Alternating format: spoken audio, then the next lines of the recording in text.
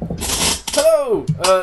This is Monday Nights Get Nuked. I am Thirsty. This is my lovely crew. You will notice that we're once again doing Rotten Under Ooze Town, which is great because we're all here.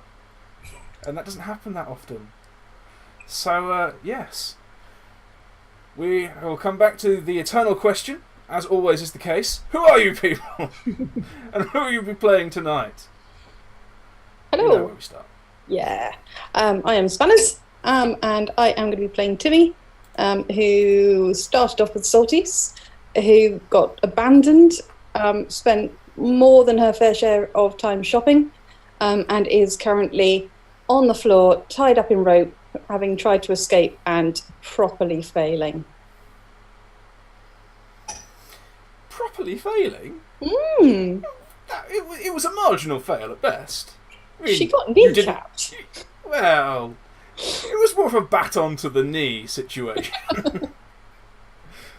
I mean, we might be talking hairline fractures, but hey. She wasn't very happy about it. Oh God, no, not happy. But yeah, you know, the nice Mr. Wilson, or Sergeant Wilson, you know, he refrained from killing you, even after you tried to garrote him. Yeah, and she might have just kind of sent him off to his untimely death. Yeah, there is that. So, moving on. I'm Lilith. I'm playing Anita, the rotter, who has been around for a long time. Last session, she just intimidated some hard-ass soldier without raising a weapon. It was I think we should quantify that. Hard-ass soldier. He was a wonderful, gentle-looking man who had gone around pursuing, you know, non-lethal interventions against all of you horrible murdering criminals. I haven't murdered anyone. I just associate with murderers. I've hit one person. Yeah, and you tore his nose off. I overestimated. He's currently bleeding to death on the floor by your feet. He's in the process of being murdered.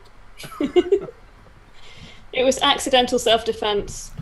Accidental self-defense? You jumped out of a cupboard and hit him while he wasn't looking. In self-defense. I only planned to knock him out. Calm down, Kevin McAllister. Jesus. Right, yeah. So, moving on.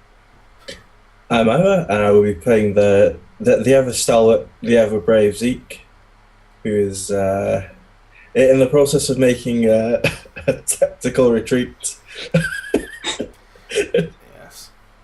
Yes. In the words of my own sniper character, Mac, retreating to a safe distance. Which is as far away as humanly possible. Yeah. You know. Retreating to a safe distance, or, you know, gaining a better vantage point. That's always a good one. But yeah, you're currently in the process of running the hell away. So, that's who everyone is. Now we've got there, I shall remind everyone where we are. Once again, we return to the desolation of southern England. Return to the lovely little port town of Ooze Town on the River Ooze. Which is just fun to say. The Ooze Town is run by Big Al, and you are currently looking for his nephew, Big Bill. Yes. I know you've put it in the chat. I have to do it now. I'll do it in the end. Alright. You have just burnt down a brothel, shot a bunch of people, set some more people on fire, you know, generally traipsed around causing mayhem, and assaulted some enforcers, having previously murdered some. I mean, I would say how do you plead, but we were here, we saw it happen. And as I've been reminded, we have some very simple rules for chat, for those of you who join us. Do not be a tool about someone's gender. Do not be a tool about someone's race. And do not be a tool. Or screwdriver. Okay. There we are. In the absence of Corone, another takes up the mantle. So yeah, Don't be at all. Oh. We're all good people here. Apart from these lot, they're awful people who torture and murder and shoot people in the throat with nail guns and and smash people's noses off their faces with heavy sticks. Yeah. And lure unsuspecting children away to the far north to be attacked and murdered by cannibals and wild animals. Because I just had to expand it to everyone. All of these players are not heroes, they are horrible people. Doing good things, hopefully, maybe, at some point, possibly. We don't know. We haven't got there yet. But yes, we rejoin them in a house they broke into while running from entirely justified enforcers chasing them for arson and murder. Yes. There's no point denying it, Spanners. Arson and murder. I'm wondering whether it was really a house that we broke into, if it was just kind of covered in tarpaulin. It was a house. It was a house with a tarpaulin wall. Because, let's face it, it's a post-apocalyptic world and not everyone has time for la-di-da construction work. Sometimes you just do with what you've got. So yeah, you broke into someone's house while they were out to hide from the coppers. Because you're terrible, terrible criminals. And for some reason you felt like going and having a chat with the guy who was giving out your descriptions. I was trying to lure him to his death. Yeah, you could have just walked away. But yeah, enough moral judgment. You ran away, the search party spread out, and they found you. Anita was trapped in a cupboard. Timmy hid under a tarpaulin. And Zeke volunteered to attain a better perspective by adding a certain level of distance to the situation. And boldly went where none of his associates had gone before, at great speed. So, we shall rejoin. Screw it. We shall rejoin Zeke in the street. Okay. You have just, as I seem to recall, pushed aside a sheet of corrugated iron and pounded it off to the right, up the road. Yep.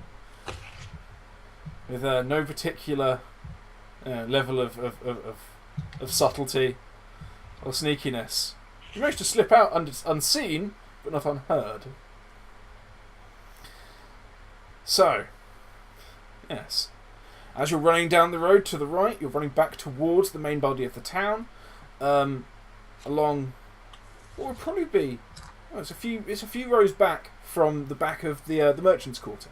So you're in sort of the dodgy domestic quarter, where people live, but the buildings haven't necessarily been rebuilt. Poor people's homes. People who aren't favoured by Al or Bill, or don't run shops. So yes, you're running down a road. The surface is sort of broken and crappy, in much the same way as any given children's playground from the 1980s. They had that surface that was supposedly safe, but was actually broken and uneven. So yeah, you're running down a road currently. I think Zeke will dart towards the nearest sort of alleyway. So assumingly there are branches off this main road, or I hope so at least. Okay, so you're running down this road, this broad avenue, looking out for a side road, a side passage to dart down. Yes. Yes. How much attention are you paying to things that aren't buildings to either side of you? But screw it. Which side are you looking? If you're running, I dare say you're not waving your head around willy-nilly. You've probably picked a side. We'll look along the right-hand side. Okay. So you're looking to sort of shoot back through towards the merchants area then? Yeah. Okay. How much attention are you paying to behind you? Behind me, a fair amount. In front of me, maybe not. Okay. So give me a perception to look behind you. You know, you know that you're running from guards.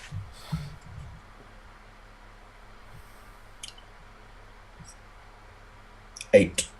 8.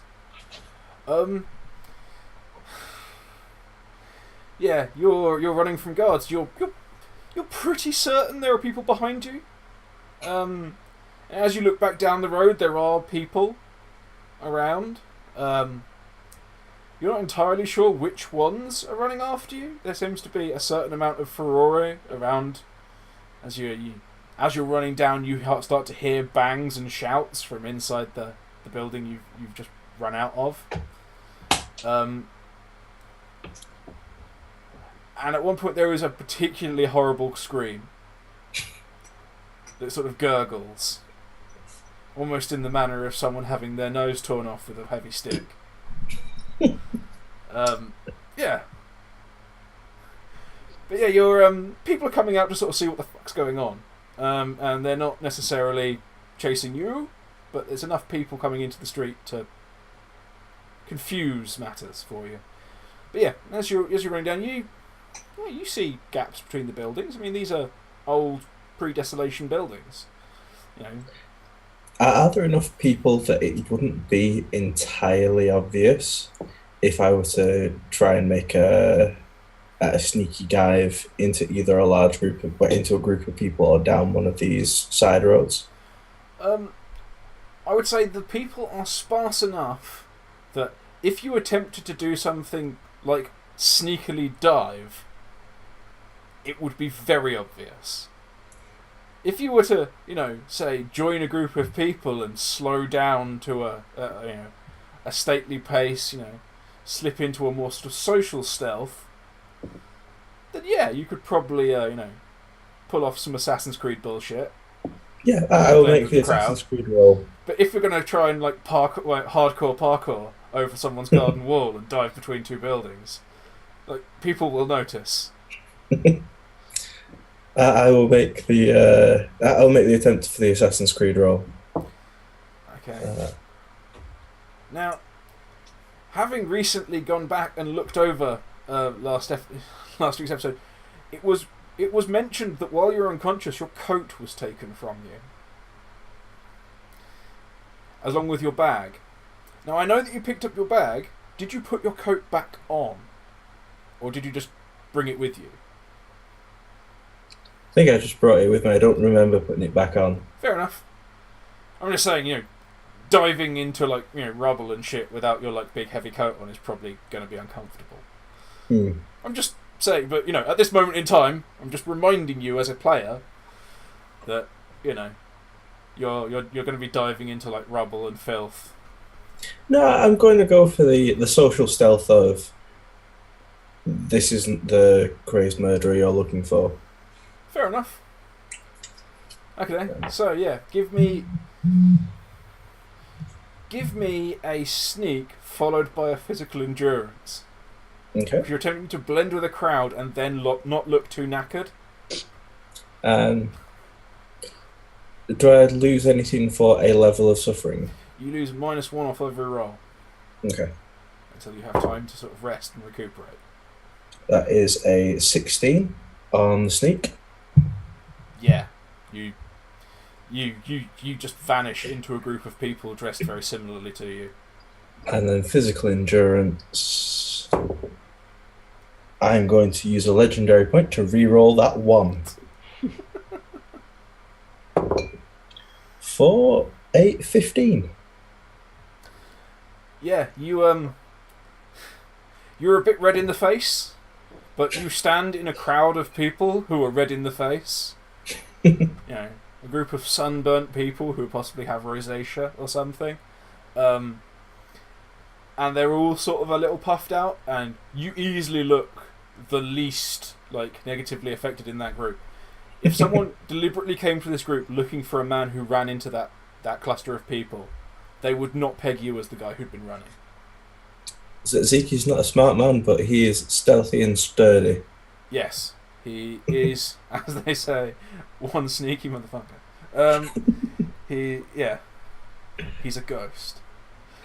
So yeah, You slip on into a crowd. They're sort of standing in the middle of the road, loudly discussing like what might have happened down there, but in the classic manner of like, you know, sort of late early to mid sort of, you know, 40s, 50s, 60s, you know, that sort of that slide into older men of this beautiful land.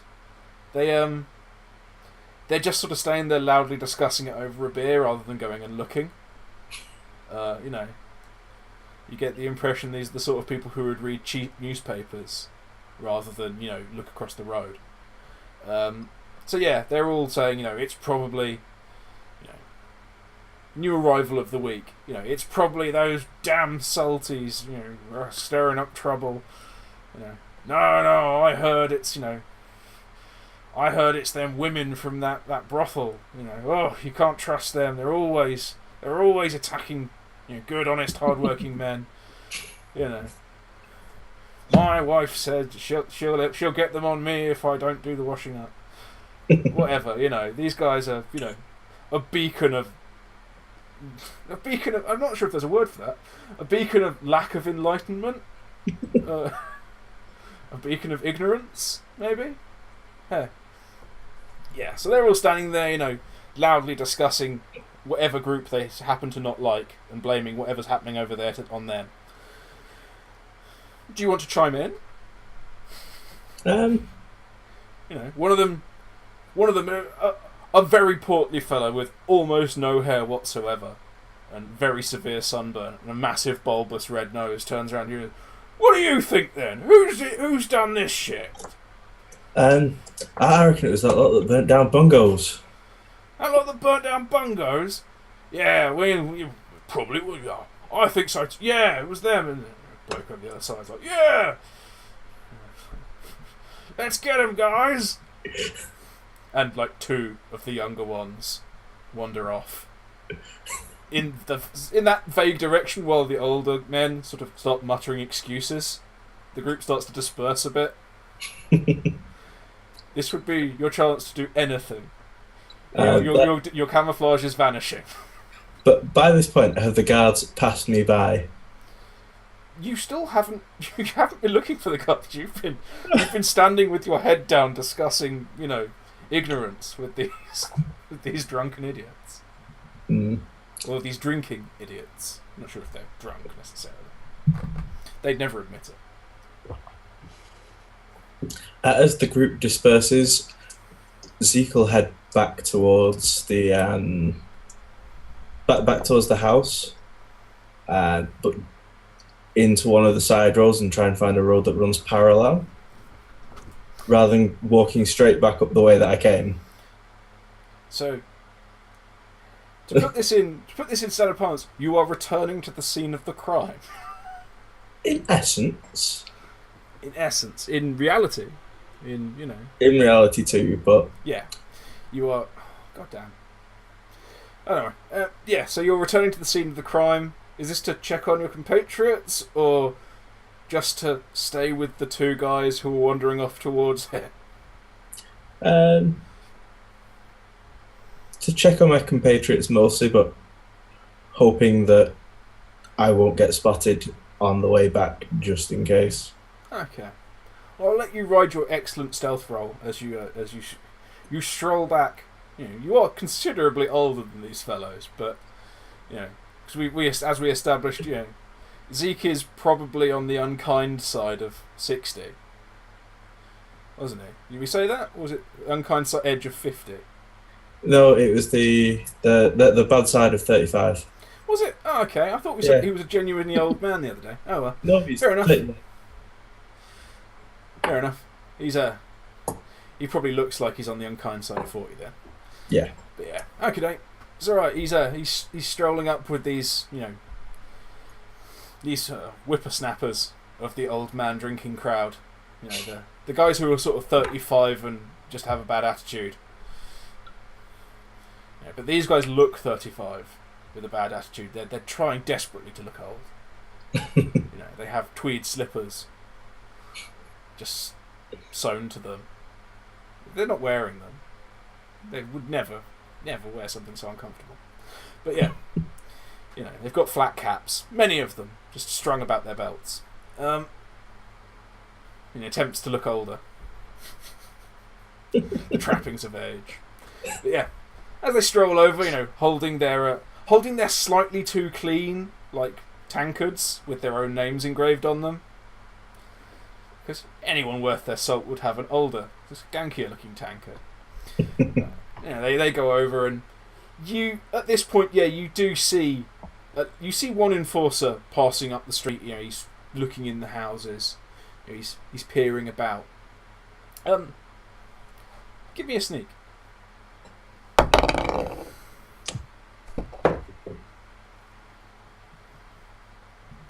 That is not good, but hold on. 13.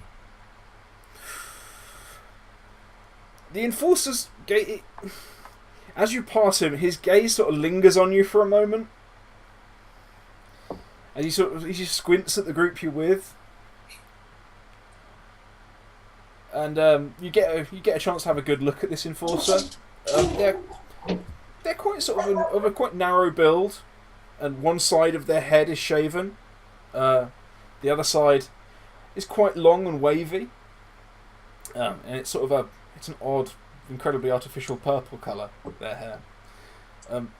What might be dirt and what might be a 5 o'clock shadow is on their is sort of on their lower jaw. You're not entirely sure,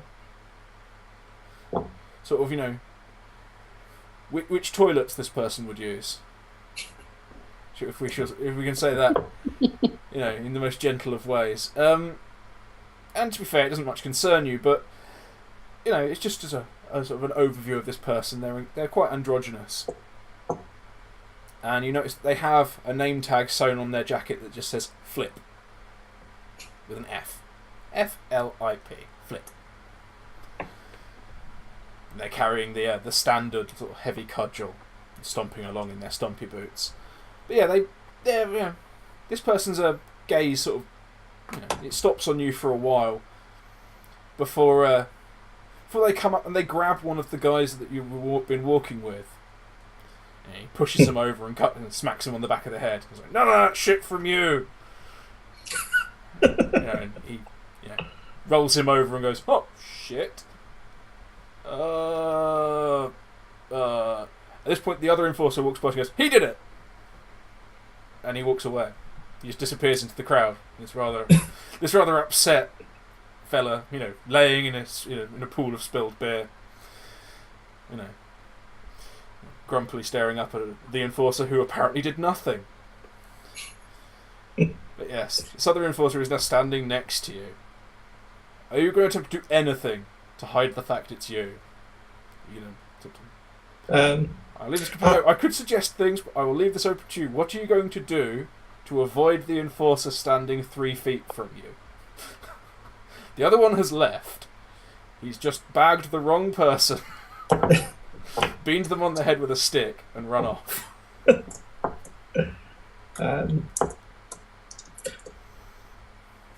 Swinging for the closest thing that passes to a colloquial accent, Zeke will give him the smile and nod and go, "Is there anything I can help you with?" As he's staring at me right now. Or is he actually looking at me before I go through with that? Or is it out in the mouth now, therefore it's happened? Well, the dude standing next to you just got cudgelled in the back of the head and bundled to the floor. They rolled him over, saw his face, and went, "Oh, it's not the guy we're looking for." I will turn my back to him and help this fallen comrade of mine up and go, "You're right, pal. What was that about?" Okay. With my back to the enforcer. With your back to the enforcer.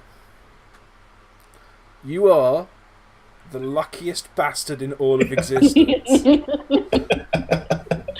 As stated, you are wearing a very large, very distinctive rifle on your back.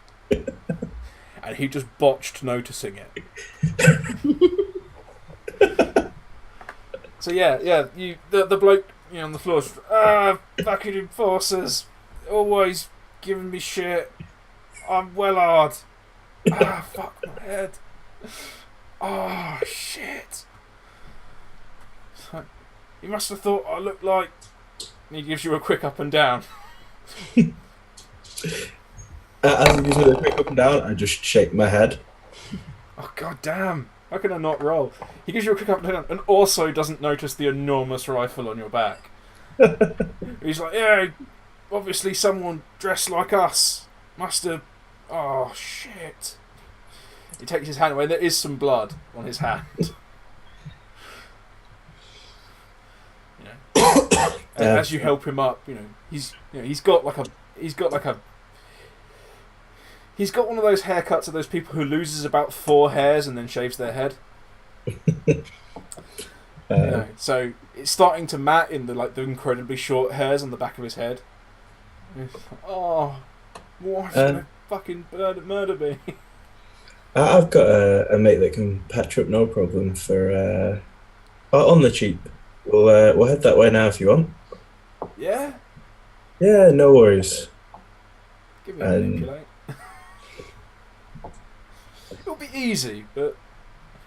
Well, you've picked the one thing that I am absolutely rubbish at. Well, if you're trying to convince people to do things... Manipulate with charisma. 9 plus 2. So a dirty 11. Yeah. That's fine, yeah. He's like, oh yeah, fine. And the other bloke, who is walking along with you, sort of dressed in similar clothing, also with his tankard of beer, he finishes his drink quickly and hangs it on a hook on his belt and goes and helps his mate up. He's like, come on, Chris. Where's this mate of yours then? Oh, they're just down that way, and I'll sort of head towards the house. Well, not necessarily straight towards the house that we came from, but in that general direction. Okay. So yeah, you guys are heading back towards the house with Don and Chris, who they introduced themselves to, and we shall cut back to the heroes of the piece, as opposed to you, the social butterfly coward. So yes, we have Timmy bound hand and foot. We have Pike, the fool, upstairs with your nail gun. We have Anita standing in what was a kitchen with a man bleeding to death through his face and a kindly gentleman laying on the floor because you convinced him to. Who has said in so many words, fuck this, it's not worth me. My job's not worth this. Can I see any rope anywhere that I can use? Yeah, I'd imagine they probably have ropes and bonds and things like that around. I mean, they clearly used some to tie up your friend, so they might not have as much as they did. Yeah, probably sort of, they probably have at least like a couple of lengths of rope, probably with a slip knot in one end, just so they can tie the other end into what they need it to be. I'm going to tie the captain up. The sergeant? The sergeant, yeah. Okay. How? Hands behind back, legs together. Nothing elaborate. Okay. I'm not Timmy. Justify a roll for Anita being good with knots. Ooh. Knowledge. Right. She knows things. She's been around the book. Yeah. She's been around a long time. That's fair enough.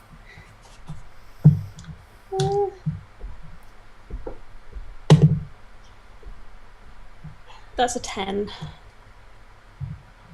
All right, yeah. With your medical knowledge, you're entirely you understand entirely how to tie off a tourniquet, and as such, if no one unties Sergeant Frank Wilson soon, he might lose the use of a hand or a foot. But yeah, he's bound, quite uncomfortably tight. but he's bound. Okay. I am going to then go and untie Timmy and then have a quick look at the guy I whacked with my stick. In that order, yeah? Okay. Yeah, that order. Okay. You are going to stroll on into the corridor, yeah? Yeah. Okay. Okay, and as you do so, you stroll on into the corridor, you're feeling quite happy with yourself. You've just smashed someone's nose clean off their face and terrified a man into laying down and letting you tie him up. As far as you're concerned, shit's coming up aces for you today. So yeah, you stroll on into the corridor and, crunching rubble beneath your feet. Yeah. I dare say you might even be stirred to whistle a happy tune. I'm not going to put that into unless you want to, but No, probably not. She does know there are people about, so she's not going to quite go that far. fair enough, But nevertheless, a smile creeps to your lips. You're feeling pretty damn good about this. The guy with the gun left, the psychopath with the nail gun left. And you dealt with 2 people on your own. Frankly, right now you're feeling like a badass. So yeah, you stroll on into the corridor, crunching over the rubble, preparing yourself mentally for untying people, the bit of it you normally didn't do. When you hear someone moving upstairs.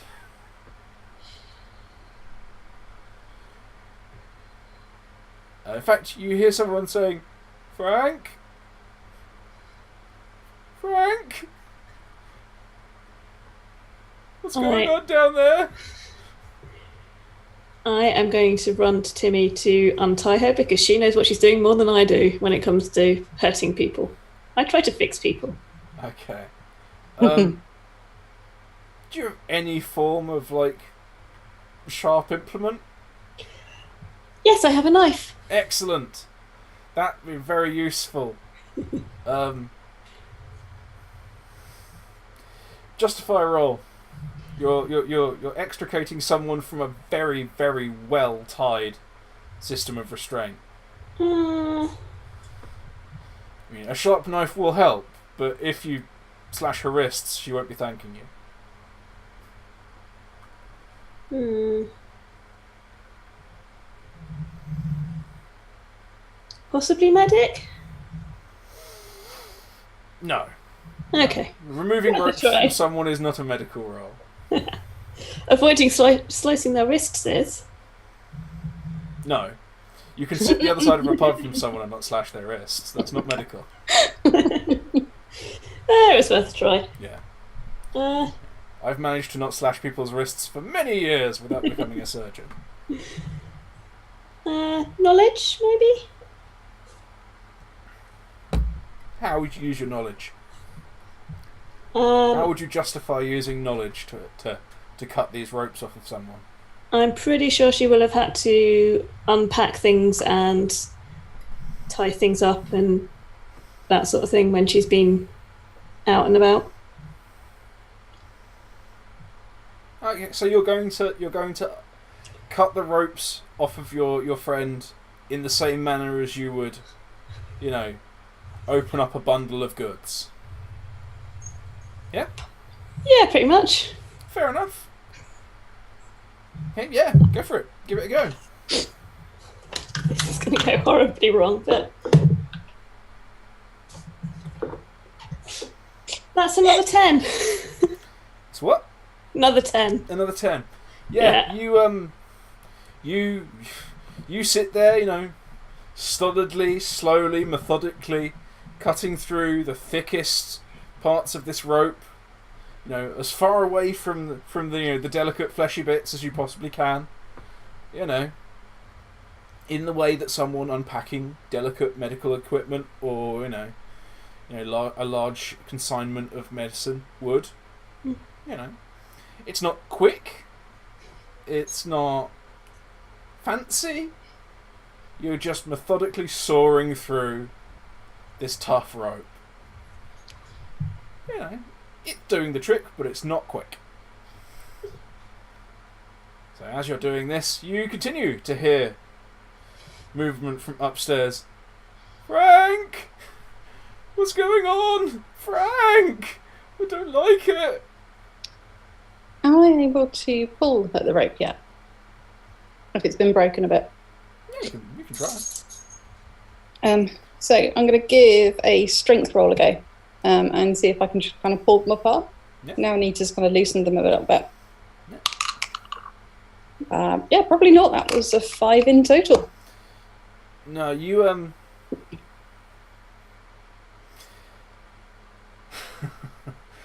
give me a quick dexterity.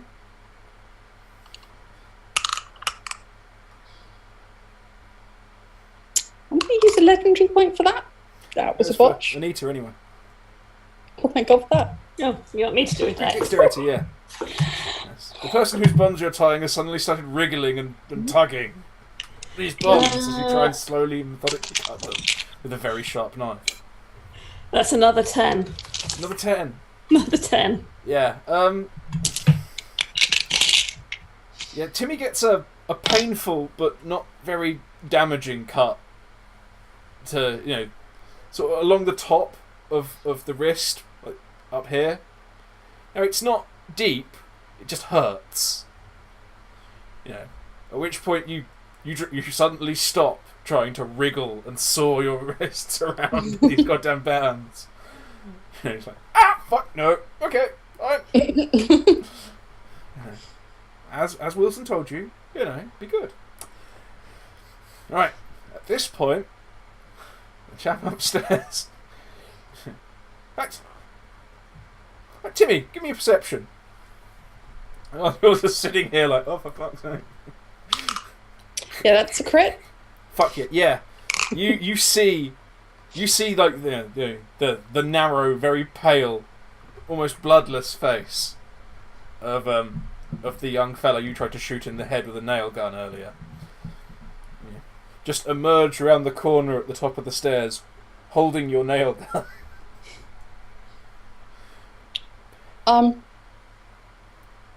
Okay, so at this point, I'm perfectly well. I might lose a hand trying this shit, but never mind. I'm going to grab Anita's wrists at this point and kind of pull her this side of me, but maintain eye contact with this kid who has my gun. Yeah. Okay. Yeah. You've pulled Anita behind you. You've placed yourself in harm's way. Yep. But I am maintaining eye contact in a sort of a Are you going to attempt to intimidate while Yeah. bound hand and foot, yeah, I laying am. on the floor with your friend Oh, yes. untying you? Excellent. Fucking do it. This is amazing. We will call 17. Yeah, you badassed all the way through that. As we've established, Pike is not a stolid fellow. Anything? God, no. No. Yeah, so while I'm doing that, I'm just going to look at him and shout, "I want my gun back."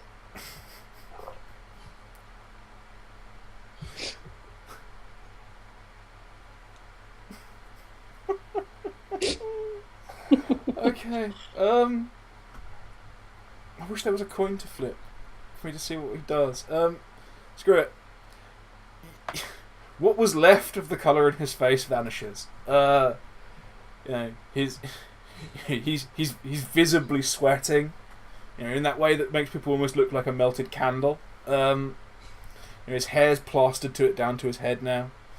You know, his weak, pathetic, like wispy moustache suddenly darkens to actual visibility. And he just panics. He fumbles with the nail gun. He's either trying to put the safety on and throw it to you, maybe fire it, maybe unload it. You don't know. He's just sort of doing something with it. It may even be caught in the lip of the bag he put it in. Right. How badly does he fuck this up? He actually botches. Oh god. How badly does he... What was the condition of your nail gun? It was clean. It was clean. Okay. Oh, that's no fun. Yeah, the nail gun goes off. And there's a pained whimper in the place of what probably should have been a scream. As a nail, fuck's sake, as a nail sort of pins his tongue and his bottom lip to his tongue to the top of his mouth. It hurts. And he just falls over. His eyes roll into the back of his head, and he just falls forward onto the stairs. I think at that point I'm just going to look at Anita and go, "Oh, you appear to have got a cue then." Yeah, it looks that way. Yes. Slowly tumbling down the stairs. That sort of nerveless way that people who've just fainted from extreme pain do. Yeah. Excellent. At this point, Zeke arrives at the door with Don and Chris. But on my way up, can I have made a French exit from this situation? You what? Can I have made a French exit or an Irish goodbye and wandered off without a word and slipped into the night? You can try. I mean, I don't know why you would send these two wonderful individuals off into the jaws of almost certain peril and then slip away and not rejoin your friends. No, I want to slip away, but I don't want to lead them to the house to see the issues we've caused, or the issues my friends have caused in my absence. Okay, so where are you leading them? No, we head back off towards the house, and Yes, then yes. Where were you leading them? Oh, I mean, I yeah. imagine at some point during this walk they would have asked where we were going.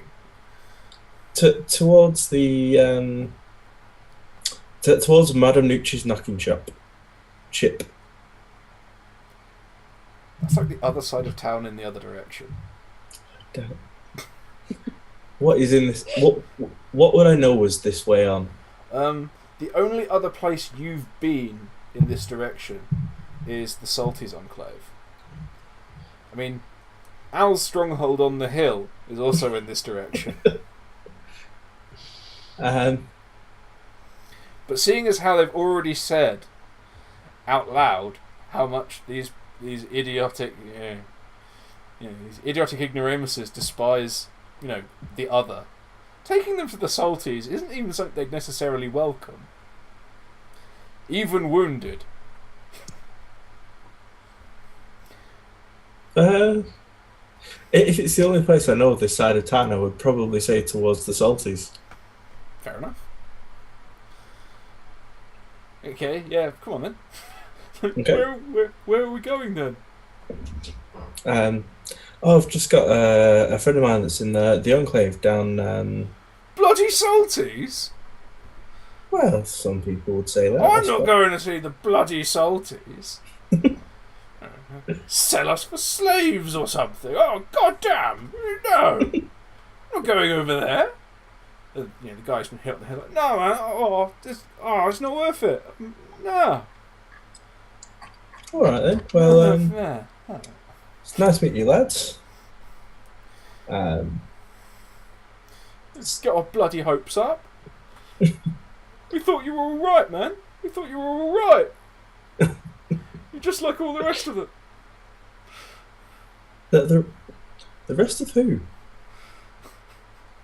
He launches into some extended thing, like, oh god, the classic, drunken rant where he starts talking about like the geopolitics of a massive area in very unenlightened terms. it's all about the salties. They pillage the hard work, the fruits of the hard work from the working man of Easttown and take it off to the bloody boneyard. Whenever someone gets good at something, they take us off to Slaver's Point. This is why we haven't got any decent stuff around here. Oh God, this is why my children, all of my children, they can't get a decent education. They have no chances of getting out of here. And you try and get a house. Oh God, they all go to the enclave. It. Not only is it complete bollocks, but it's such palpable complete crap that not only do you not listen, but you don't want to listen to anything this person says ever again. Like a small white hot fist of rage starts forming in your chest at how idiotic this person is. I don't know, I've barely got the intellect to speak right now at a mighty 16, so... Are you saying this starts to make sense? Slowly but surely. He starts to convince you, does he? He starts to convince me that maybe the Salties weren't the best of allies to make. God damn. Okay, at the point where you're like, yeah. And then he launches into a tirade about the North. And how they try and lure away the young impressionable women, and the young impressionable boys, and and all of the decent whores end up going up north. That's where all the beer ends up. All the decent beer ends up getting traded up north. Well, you say that now, but the North ain't too bad if you've been there. They're all a bunch of bastards. You can't trust them. Coming down here, getting us in trouble.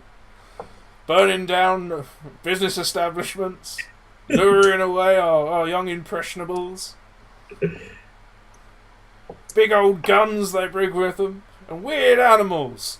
Weird animals. Wait a minute, what's that? He points at your hat. Hold on. This could go badly. It doesn't go badly, thankfully. As I wasn't already annoyed by something I didn't believe. This guy was starting to make sense. He had me on side. And they started bashing the North. Mm-hmm. And I'll just give him the nod and then go, right, well, good to meet you lads. I'll be off. And purposefully stride down a side street. Right. God. Okay, yeah. The side street you end up strolling down is coincidentally the intersection that the intersection that the house that your friends are hiding in is on. You're now free to hop over the wall if you wish. Yeah, I will hop over the wall and see the mess that has been left. Excellent. Yeah. As you hop over the wall, sorry, I'm going to have a bit of a retcon here. Apparently, he comes in through the other door. But as you hop over the wall, you start to hear, an increase in the volume of anti-northern ranting. You hear like small stones being thrown in the general direction you left in. They don't have no idea where you've gone, but they know that you went this way. Bloody northerner, gosh, bastard. He's too badly hurt to keep ranting. The other one's getting knackered from dragging his mate around. You get the impression soon they're just going to sit down, wait for someone to come and help them. But yeah, you hop into the kitchen. You see the thief. Let's see. Oh, for fuck's sake! Yeah, he's still alive, barely. I gave these guys a set number of hit points, and every time we mention him, I roll and he still hasn't died. Yeah. So he's laying there. You know, he's very white. He's sort of twitching. He's breathing very shallow. You notice a gigantic pool of blood, and no nose. Can I go through his pockets? God damn. Yeah, of course you can. Why not? Yeah, you totally go. He hasn't actually got pockets in the conventional sense, but he does have a bag sort of, that's absolutely brimming with stuff hanging on his belt. I take the bag and I assume his cudgel has just been strewn aside as he went down, or that it's still attached to his belt. I think it's still attached to his belt, because he would have put it back when he moved the sideboard. So yeah. Yeah. So I'll unclip it and You could just nick his belt if you want. Yeah, it might be useful later on. It's just literally like it's put through a loop in his belt. Yeah, I will avail myself of use of his belt, and as a final gracious act, given the fact he has just left me all of his worldly belongings, and put him out of his misery with his own cudgel.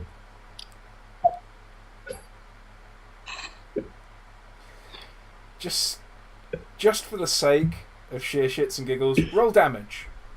Because I just think it would be hilarious if you fucked this up and he was still alive after the first hit. So that's my armed CC. No, just damage. Just roll a d6 for hitting him in the head with a stick. 5.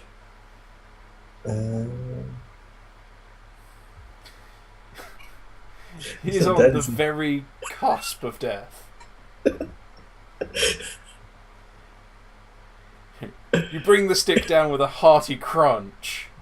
You bring it back up, and he's laying there, and there's still a rattling breath.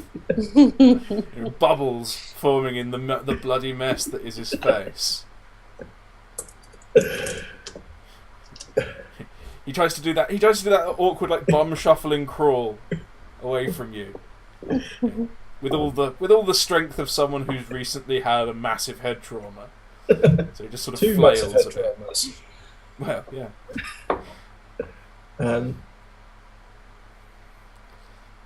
You bring it down again, and he's just dead. He's just dead. Dead. Is that to prevent me leaving him in that state? No, it's just because this guy received two massive head traumas, and he's bleeding on the floor. Let's just deal with it, rather than Also, that spreads the murder around a bit, because we all know when Timmy walked in here, she was just going to kill him. She's not even denying it. But yeah, while you're doing this, in your sort of signature quiet way, thunk, thunk, you hear a ka-thunk from up the stairs, and a little yelp of pain. Zeke will turn around and go, "What the hell was that?" and sort of head into the hole just in case it was someone that shouldn't have been shot. Yeah. Hey, you're all back together again. Woo! It only took entirely too long. God, how long did it take? 45 minutes? God, yeah, pretty much. So yeah. Have we managed to get the ropes off yet? No. No, all of this is literally, getting you back to the point when Pike shot himself in the mouth. So yes, you're now all standing together. You're now all together, not necessarily standing, because one of you still has their ankles bound. You're now all together in a corridor with one alive person laying on the floor bound out of sheer force of, oh god, this isn't worth it. One dead person laying on the floor in a pool of their own blood and shattered bones, and one person who shot themselves in the mouth with a nail gun, who's presumably unconscious. Can I use the cleaver that I procured from Rachel's to free Timmy from her restraints. Yes. Yes. You are a seasoned hunter. You're entirely capable of just like a thunk with like pinpoint accuracy. Yeah. You're not someone who handles knives medically. You're someone who chops shit, cuts ropes, and takes things out of snares. You just walk past and go, "Give me that thunk." you put her on the bottom step and just go bank. Right, done. Why did it take so long? Excellent. I'm gonna thank Z and thank Anita for trying. Tried. I need to soften the rope up considerably. Absolutely. I'm then going to kind of motion towards the alive guy, not the guy with the nail in him, but the alive guy, and kind of nod to Anita and go, "Well, I suppose that one's yours." And walk over to the boy who took my gun. First off, I'm going to take my gun back and pocket it. Yeah. And then I'm going to give him a bit of a slap to bring him round. Where are you going to slap him? So as to not endanger his life with like the large nail through the bottom of his jaw. Just gotta give him a bit of a gentle tap to kind of revive him a little bit. Okay. Not to hurt him, just to wake up. Okay. Yeah. You. Screw it. Give me a medic. Okay. You're attempting to hit someone hard enough to bring them round, but not hard enough to hurt them. Yeah, 13. Oh yeah. You administer the customary healing taps of someone trying to restore consciousness to an idiot. Now he's awake.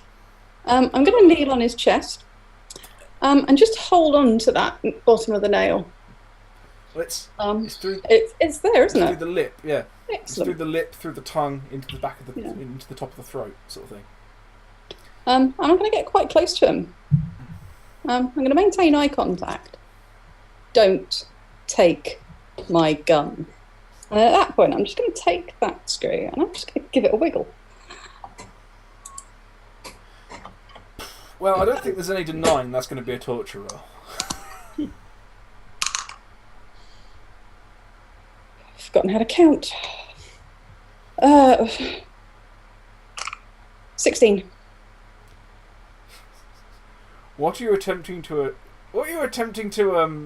gain by this wiggle? Pain. Just pain. Pain. Okay, cool. Yeah. You wrench this nail around a bit. And you twist it, you pull it, you push it in a bit.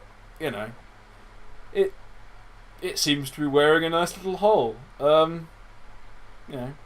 and saliva pour out of his mouth. Lovely. And I'm moving Why? my nail. So, Why are you doing this to me? I'll just give it a last twist and take it out. I'm going to stay kneeling on his chest and look over Give at... me a strength. You're pulling a nail out of someone's skull. Yep. Last time this didn't go well. 9. Yeah, it's not coming. Yet. Mm-hmm. You yank his head painfully forwards. His eyes bug out. There's a lot of blood and saliva. There's more blood and saliva than there was before, but the nail is not coming out of his face. Yeah, so I'm going to just look at Zeke and Anita and go, so, do we want these alive? Yeah! Alive! Do we really want more dead bodies? Zeke's just going to shrug and go, makes no difference to me. At this point, a voice from the other room pipes up. If you let us live, I never saw anything. Oh, there's a reason for them not to be alive. Oh, I'm I trust this guy. I'm a man of my word. I never tried to harm any of you. It's true, he didn't. True. Just doing that my one- job. Yeah, that one was good. This one took my gun. And at that point, I'm just going to take the nail gun out and just kind of, you know how you can like pistol whip people, but instead of doing that, I'm going to use it like a hammer and just smack it into the top of the nail because I'm not getting it back.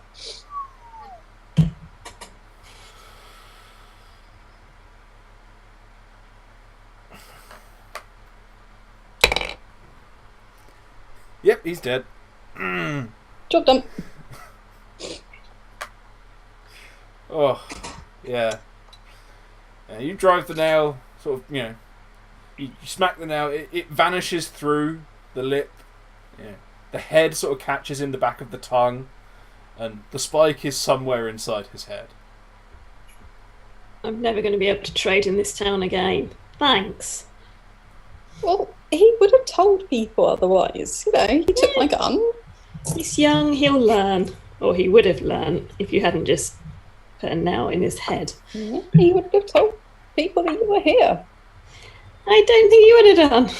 You're too scary for that. Well, now you've gone and done that, what are we doing about this one?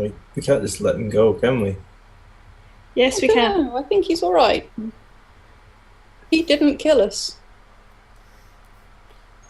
I would point out that none of us killed you. No, but The reverse was not true.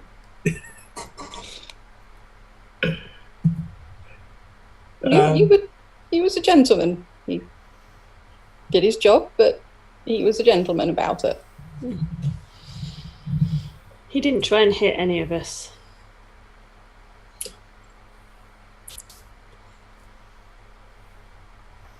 So, am I to live?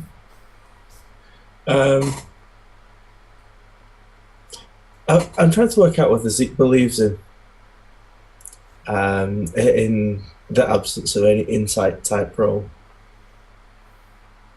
Well, there And is. he's There's- Oh, if you're trying to determine whether you believe him, you would use manipulate intelligence. It's your intelligence to try and spot manipulation. Okay. I'm terrible at this.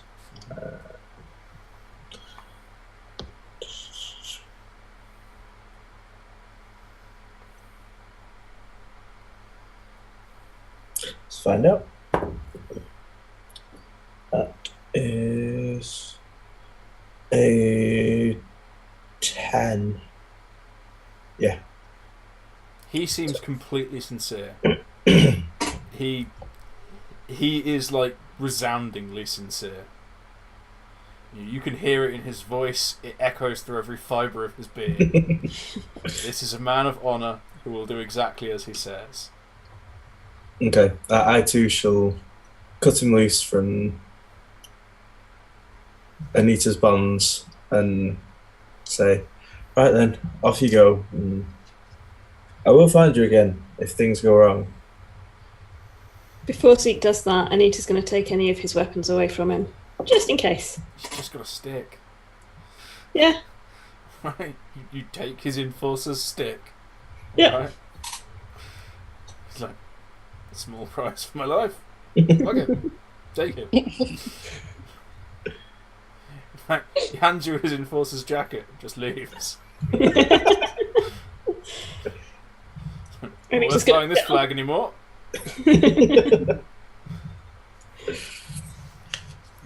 He just shrugs out of his jacket. He grabs a coat from a hook by the door and walks out. The coat doesn't fit very well, but hey. As he goes,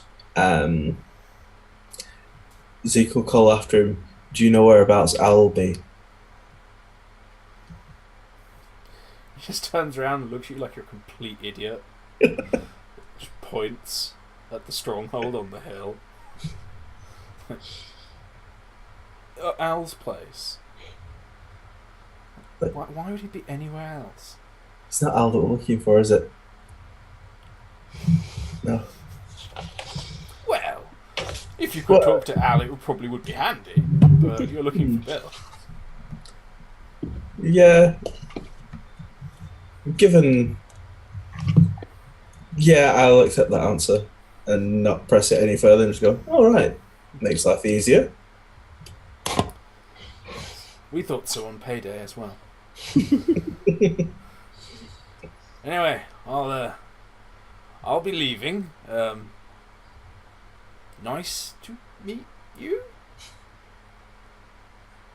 Nice to meet you too, fella. Have a good one. And Yeah. I'll turn back to my two friends and go, nice one, that wasn't he? Yeah, he was. I suppose. Either of the two... I assume this is all now happening in the street. He's leaving. Are you guys just standing in the street watching this guy leave? Like the end of an anime where the credits roll and the guy's just walking. Yeah, pretty much. Anita would be. Okay. Yeah. As you stand there having a little conversation, well, as this conversation, whatever it ends up being, it goes on. You notice as he gets further away, he starts walking faster. Before he gets to the end of the street, he's at a dead run. He just appears to be running away. Not to anything, just away from you. Fair enough. Okay, so we kind of don't really want to be in this house. We still haven't You do quite not want made to be it in to the murder Bart house. yet. You fled So- from the scenes of your murders to a different place where you murdered further people. Yes, so I think we probably need to flee. Flee. There. Be active. We need to leave. Yes. Do you even We need remember to go why back. you were fleeing? We need to go to Butts. We were fleeing because I was trying to lure somebody to his death. So yes. It's still in this tiny little square. We've been to the two brothels that we didn't need to go to. We ought to go to the one where we actually need to go. Yeah. Well, that's just one lead. You could look for others. That could be a backup. Good, You know. but we've spent what? Oh, yeah, so much 4 time sessions faffing trying around. to get here. But we now have an enforcer's uniform. We do. Mm. That Did we fits. see You have him? a very specific enforcer's uniform. And only if you bother to pick it up. Oh yeah, I pick it up. Okay. So you have Sergeant Frank Wilson's enforcer's uniform. As far as you're aware, the enforcers don't actually have ranks, but his has Sergeant written on it and has Sergeant stripes.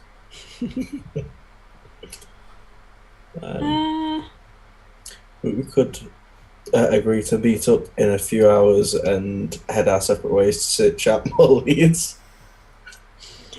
Let's not do that. Things go horribly wrong when we split up. Let's Yeah. not do that. I mean, you may have noticed this house is made of rocks, and when rocks fall, traditionally everybody dies. Don't test me.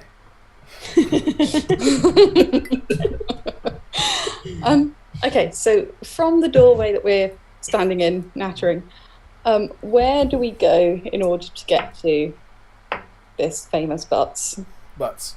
In order to get to Butts, you can turn left and walk straight back down the alleyway you fled up through like the scene of all your crimes, and you know, stroll over the burnt down bungalows, and you will be 2 doors away from it.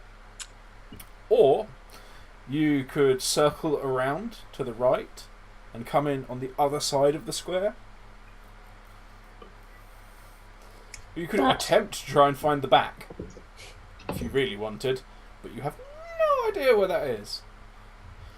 You know, the facade you'd recognise almost instantly. You've walked past it a number of times, but trying to find it, you know, it's like trying to find your favourite pub by approaching it from an alleyway. You know, or trying to recognise the fire escape. I suggest we go around and come at it from a different direction. Probably not a good idea to come from this direction. No. Probably right.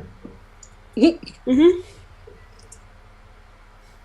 Okay, so you're going to circle around, walk down the road where all those enforcers ran up looking for you. All these people were crowded around going, what's happening down there? Yeah? Yeah. Excellent, yeah. So you stroll out and you know your way up this road, as you as you sort of wander nonchalantly up, splattered with blood and whatever else you happen to have gathered.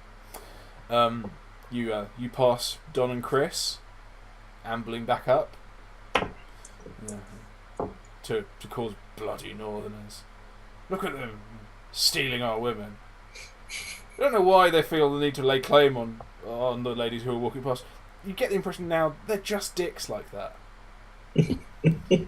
Whereas before you were all drinking and it was a bit camaraderie and the horrible things they were saying you were letting wash over, but now you're just like, these guys are just dicks. They feel they own everything and they're horrible about it. Anita's going to turn around and say, and just in what world would I belong to you? Are you going to intimidate, or are you just going to just leave that as an RP comment floating in the ether? Just going to leave that as a comment floating. Excellent. The result is exactly the same. Don, the uninjured one, just looks down. The smirk falls off his face. Like dog shit. Just, boom. He's no longer Jack the Lad. He just looks at the floor and keeps walking. He walks a bit faster. Because you're in no hurry now. You're making all attempts to look casual as you walk away from this place. He starts hobbling a bit faster with his mate, arm over the shoulder. Bloody rotters. Coming here. Taking our business. Jobs. Causing trouble. You get the impression it doesn't matter what you were, he would have used it in that sentence. You could have been exactly like him, he would have found something. Bloody people wearing different colour shoes than me. But yeah, they hobble away. As you come to the end of the road, you get the normal intersection issue of you can turn left and leave Ooze Town, basically, which serve you no good at all, or you can turn right back towards the merchant's quarter. Right. Left is looking quite appealing.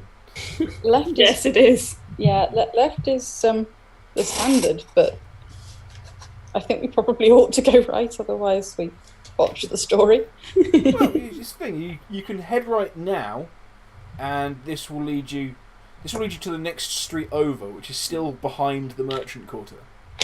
This will take you sort of into an alleyway space between the residential buildings and the mercantile buildings,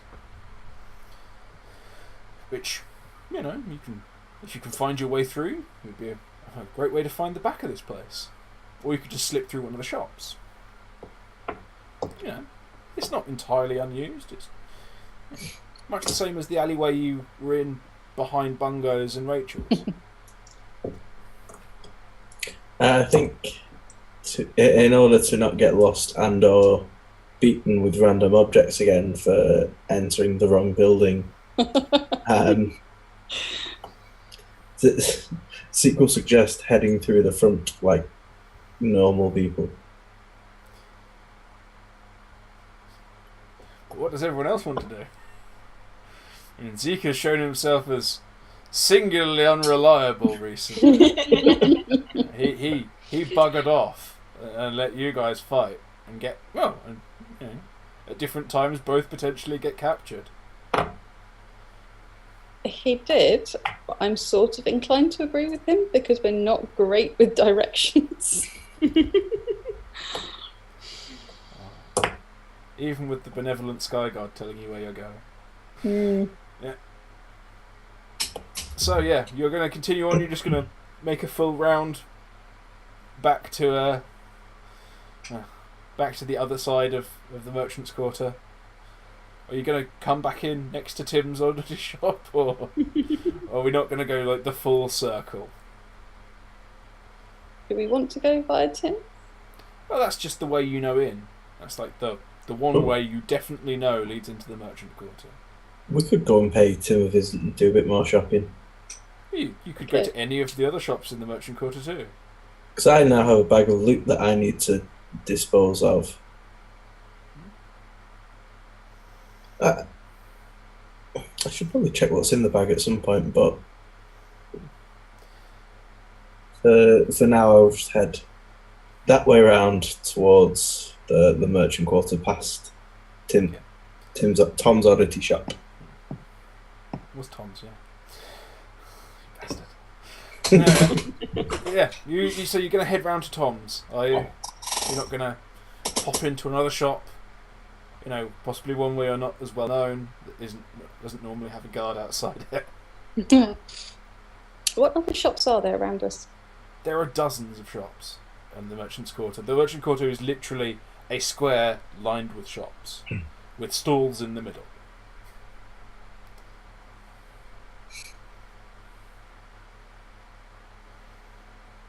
Might be worth seeing if we can find one that we've not been into before. Although the guys in there were a little bit bizarre.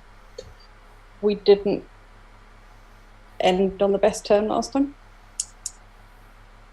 True. Fair enough. Yeah. One where people might not have seen our shenanigans. Hmm. You think there's a place where people haven't seen your shenanigans? Well, that's fun. But yeah. Fewer. Well, you have three sides of this square you haven't been in before. You have the southern edge, the western edge, and the eastern edge. You've been terrorizing the northern edge. As far away as we can, southern edge. Okay. Yeah.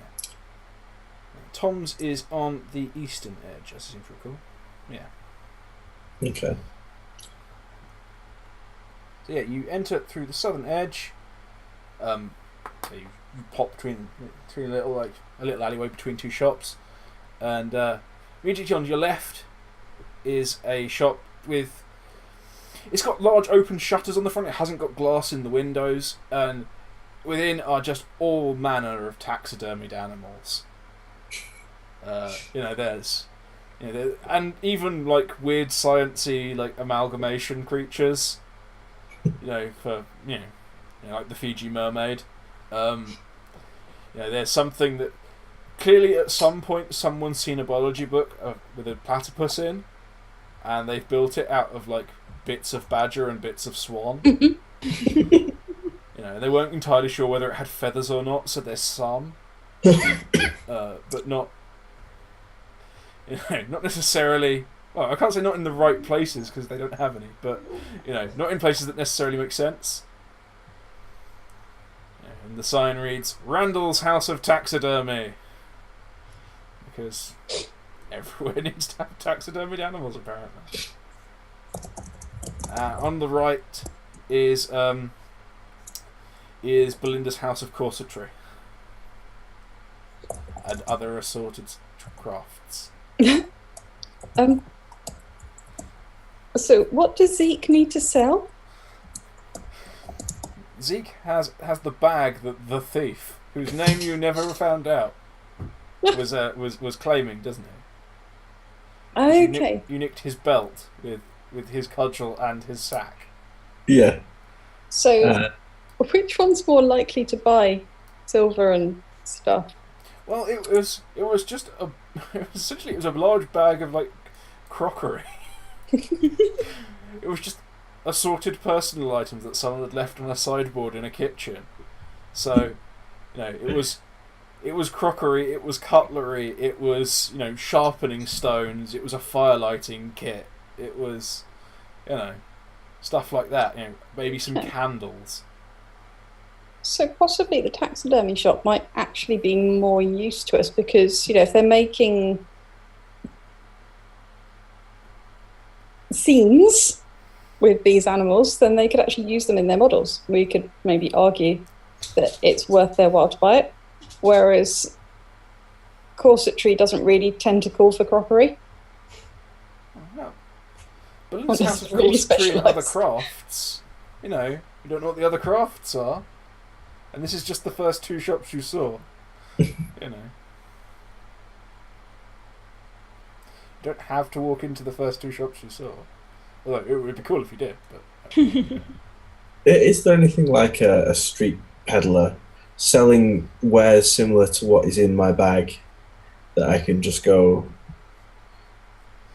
how much are you paying for these, and carry on? The stalls in the middle of the square are a proper, market made of stalls. It's very hard to determine what they're selling from outside of it. It's sort of all it's faced inwards. People go into this thing, and all the stalls face inwards. The idea being that when the weather buffets it buffets the outside, and people are sheltered inside because you're in a port. How many people are on these stalls? Normally 1 or 2. It's quite often a stall holder and a child, or or a younger person who seems to be getting kicked around. Told to fetch things. I think Zeke would head that way in search of somewhere to sell his wares and perhaps another young mind to corrupt to northern teachings. Okay, yeah. So you're going to head off into like the souk, the mercantile tent city in the middle of the square. Mm-hmm. Okay. I have to remember how to write corsetry, because if you ever come back here, it's still going to be there. So yeah, you head off into the centre of the market, and the first stall you find is selling fish.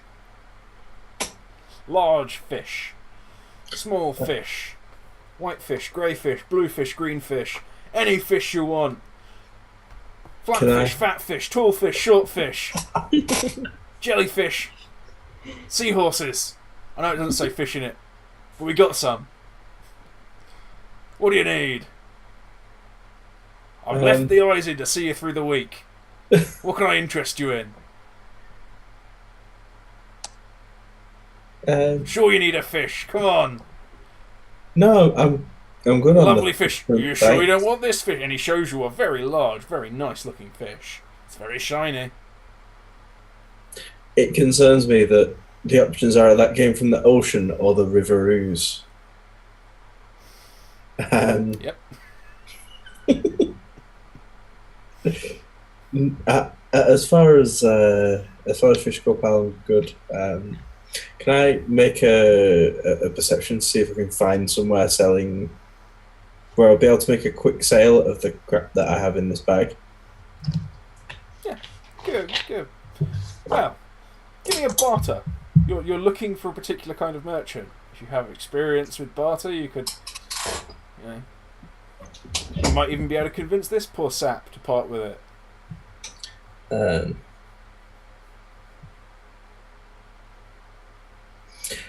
Okay, that's a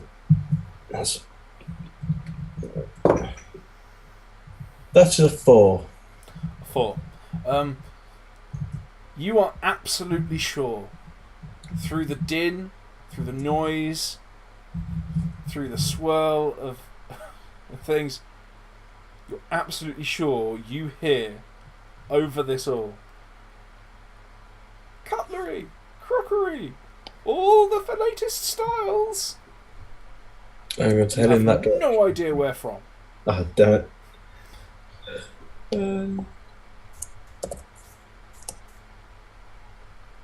Yeah, I'm sure it won't take me too long to find somewhere like that in this place. Are you sharing this mission with your compatriots, or are you just like, give me a minute, I'll go and rattle up some cash? No, I would say, come on, help us find somewhere to fence this, and then we'll get to butts, eh? Okay. So Seems what's... Yep. Because if there's one thing we learned from our encounter with Eric, the more money you have to pay off sex workers for various reasons, the better, really. So, what do we want to pay these sex workers with?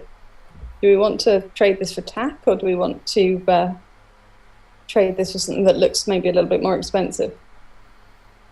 They weren't very impressed with the tack that we gave them. The tack that you gave them was soaking with blood. It was still cash. And in the singular. Yes, it was incredibly small quantities and stained with blood. She walked off. We got more. It's up to you. What are you going to try and trade your gump for?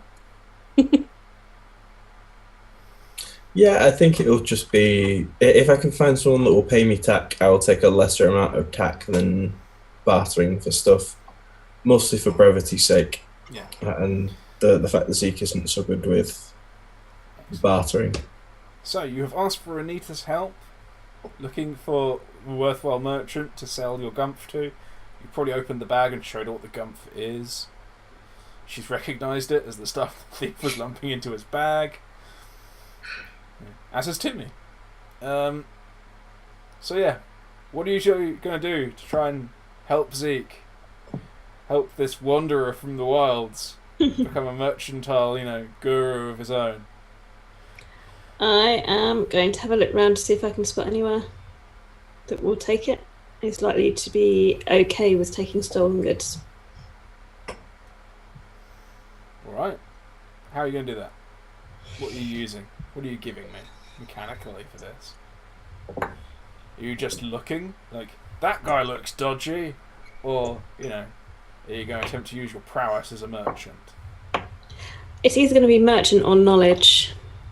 Because she's been here before, she's traded before. She may well not have traded in anything completely legal. I would say it would definitely be more on the barter edge of things than knowledge. Yep. I can do that.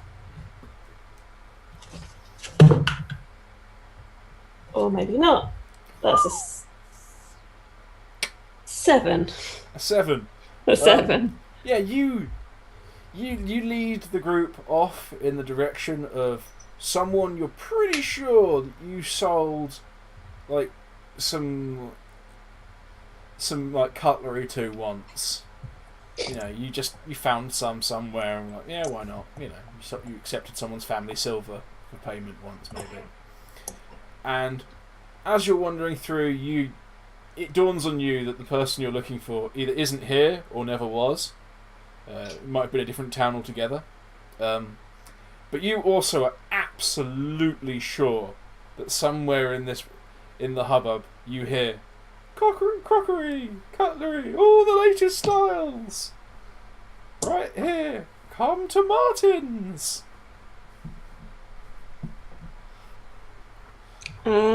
She's going to look around confused and go, I'm sure there was a stall around here somewhere. They must have moved on. Maybe try over that way. And just walk in a random direction to see if you can find somewhere. Choose a random direction. Excellent. Timmy, what are you going to do to try and help? So clearly Timmy isn't going to be able to hear anything that's going on at all. However, she's going to be a bit more methodical about this. So I'm assuming if it's like a market square, they are kind of in rows, or are they just kind of random tables everywhere? They are arranged in sort of concentric squares. Okay. To protect each other from the weather. Okay. And the canopies sort of cover each other. There's like only small gaps. Okay. So do they then have so they've got canopies and then they've got like tables that they've got all their stuff on, and are those tables covered? Generally no. Okay. I mean, some of them have a cloth that they have all the wares on, so they can roll it up and leave. But it's not like there's draping to the floor, so you can't see under or past. And you said that they've got generally they've got a small child. Yeah, generally there's a younger person or a child with each trader. Okay. Sometimes it's a spouse, sometimes it's a partner, but generally there are two people. Normally, a trader and a dog's body.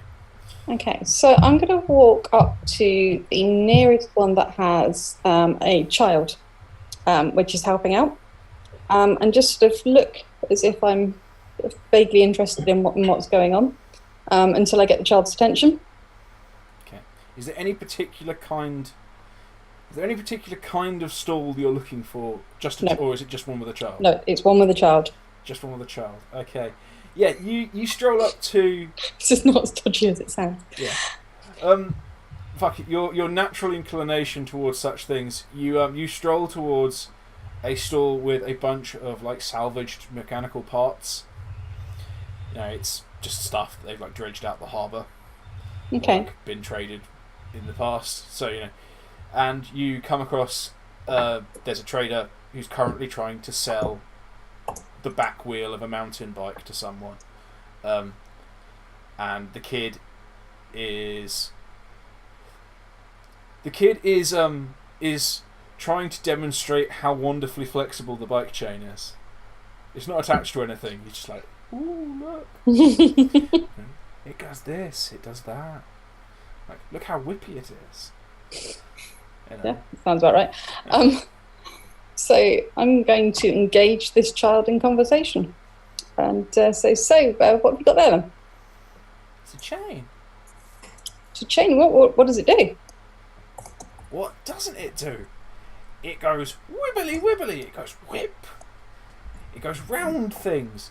Look at this, and he tries to put it back on the wheel that dad or uncle or someone is trying to sell at that particular point in time. And he gets a quick cuff round the ear. Maybe. And he puts it instead on the pedals, which are just sitting in the corner somewhere, not attached to anything. Okay. He tries to turn them, but they're not attached to anything. It doesn't really work. No. It's like they go round the thing that's got the spiky bits on it, and it moves things. It's good. Very cool. You clearly know what you're talking about. Yes, I do. So you must know everybody here because you know everything. You know all about chains. I don't know about chains.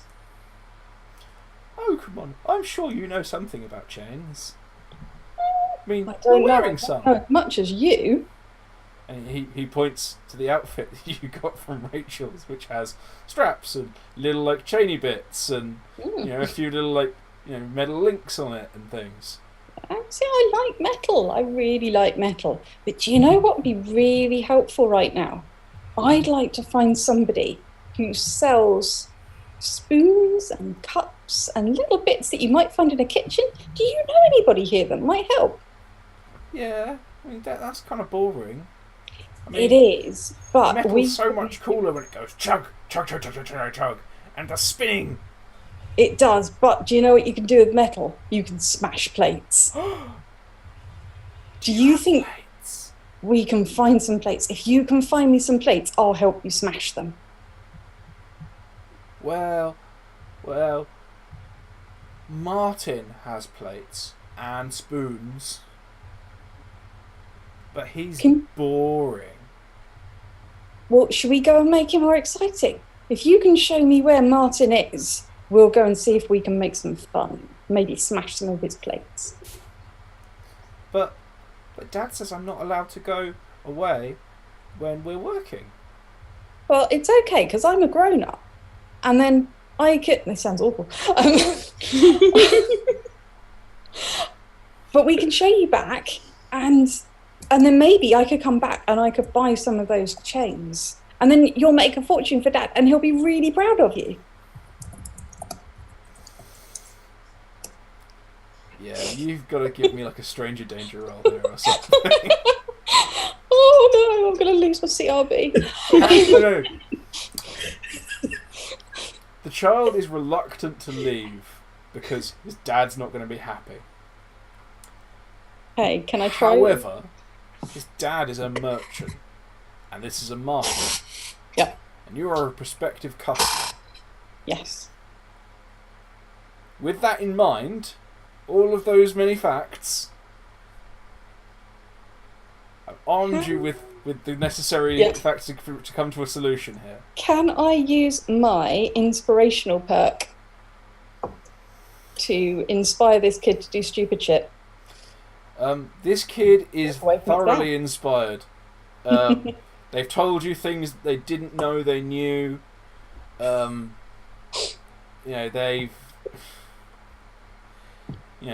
They've shown off a thing they shouldn't be doing. They've interfered with a sale just to impress you. Can I roll a charisma to encourage the child to trade, showing us where Martin's is for a sale?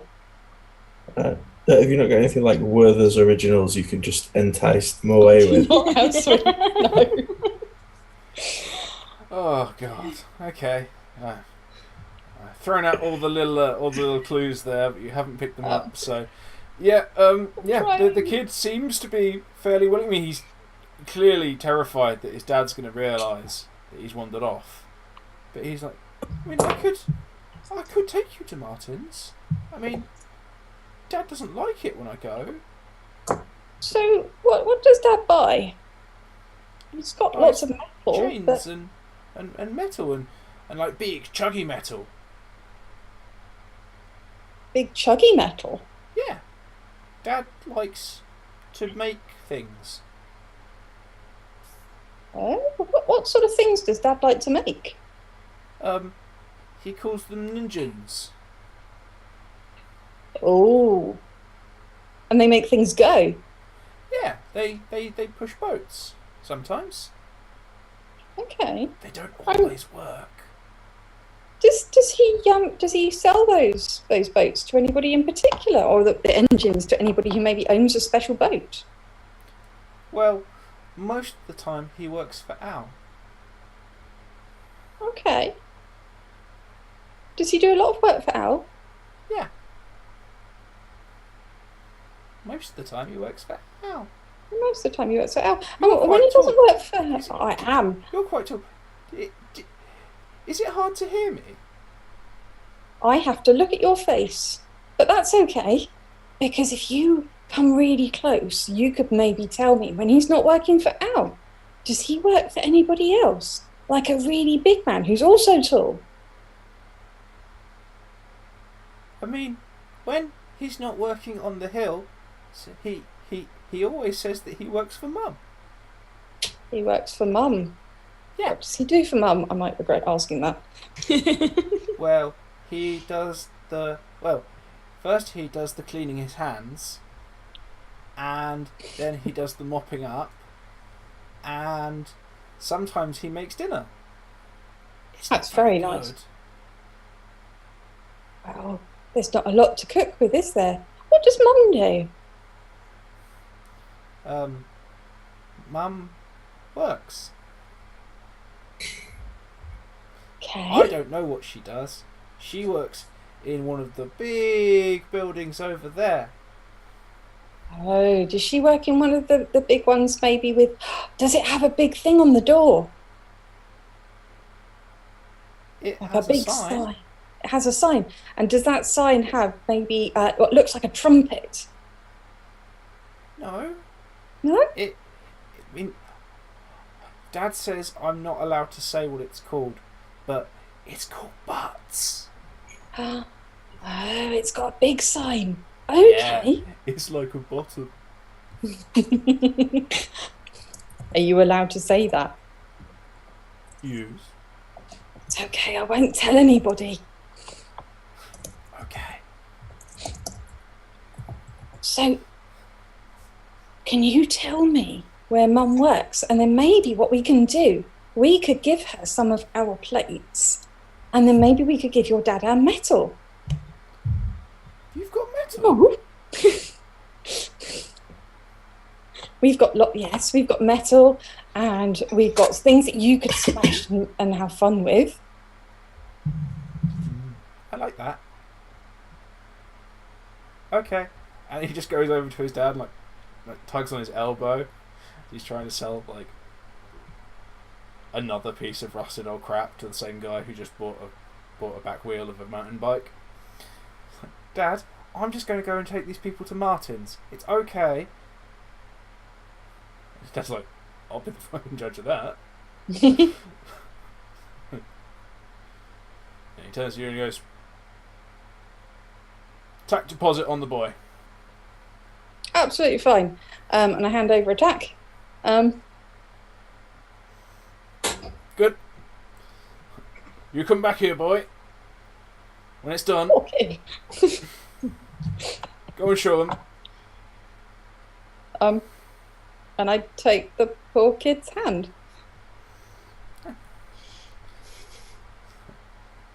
Dad doesn't normally do that. Oh, tell you what, let's go and have a little adventure this way. And I'm going to signal to Zeke. Oh God, but we borrowed a child. Yep. As Zeke comes over, he looks at you and goes, "Don't know what you're into, but that don't fly up north." It's going to show us where you can sell all your shit. I'm just a guide. You talk funny. Mm. Do you know we need to get this thing That back? lady's got no skin. I've got a little bit. And she points to a little tiny patch where she's still got some. That lady's only got a little bit of skin. Yes, I do. She No, looks funny. I like her.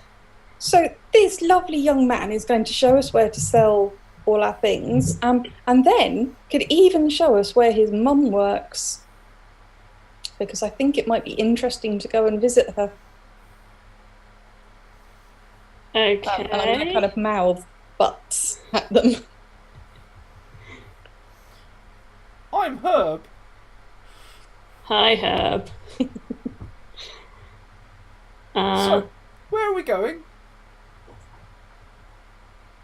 We're going to Martin's. I remember. Yes. Let's go to Going to Martin's. Off we go. You lead the way. Hooray!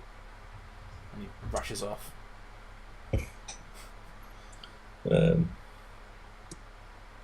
Yes, you can follow him as far as it takes to get to Martin's. You better do it quick. He's already darting off into the crowd. Doesn't Timmy have him by the hand? I think Timmy had him by the hand. Yeah. Oh, I Just had mean the rest of you are keeping up with them as they dart off into the crowd. Definitely following as quickly as I can.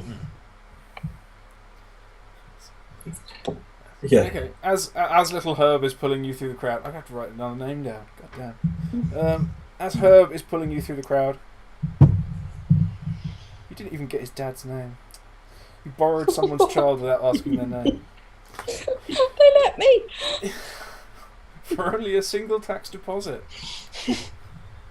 Makes you wonder how many children this guy's bringing up. Didn't even ask his mum's name. She's where you want to go. But yeah. So yeah, Herb drags you through the crowd and he's like, "That's where my friend Jasmine lives. She's really nice." And he points through the crowd to butts. Like, Jasmine's there. She's nice. Is she? Does she? Do you go and see Jasmine? No, she was my sister's friend. Okay. And how old is your sister? And he just waves his hands, sort of this many. Is she very tall? She is tall. She is twice as big as me. And how? Where is your sister now? She's not there with your mum, is she? She works in another place. What does that place look like? It's that one. And he points at Rachel's. Okay. She was angry with Dad. She went away. See, and do you see her now? Oh, yeah. She was angry with Dad and she went away. But she's nice now. Okay. Well, definitely more comfortable with killing people. When Right. she comes back, Dad gets hurt. It's funny. Oh, I see. Does she bring her friends with her? She does. They look cool. They look cool. Are they wearing things like I'm wearing? A bit, yeah. Okay. Are you friends with my sister? I might have met her. I'm not sure. What's her name? Her name is Frigg. Yes, I have met Frick. Yeah. In fact, I think she helped us out. So she is a nice girl, isn't she? Yes.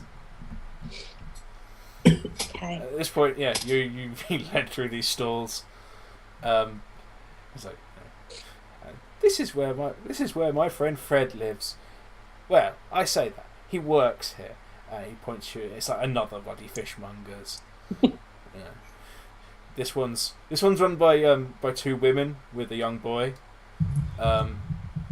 Fred is sitting there looking very bored, scraping scales off a large fish with a blunt knife.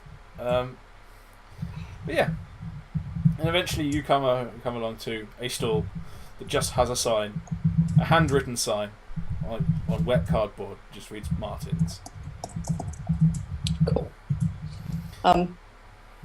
At which point, I think I'm going to gesture to Zeke to hand over or go and trade his stuff.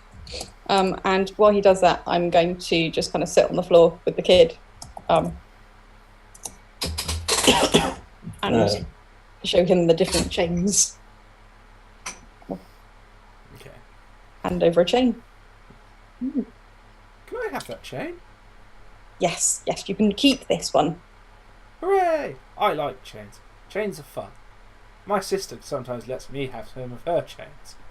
And he pulls up the sleeve. He pulls up the one sleeve of his badly tattered jumper, and he's got a few little chain bracelets. And he puts this one on.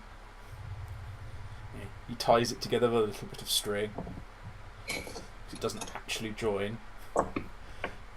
Rolls down the sleeve of his shitty jumper again. Now we are friends. But yes. Who's going to Martin's? Zeke being left alone to go to a merchant. I think Anita's. I think Anita's going to have to go with him, although she's not doing very well at the moment either. Fair enough. You have now gone to Martin's.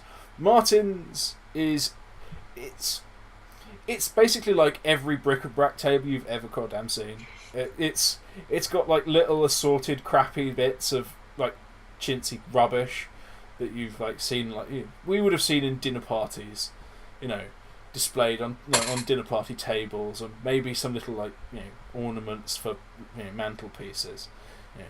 There's lots of ceramics. There's some fancy silverware. Somehow this guy manages to stay in business. God knows how.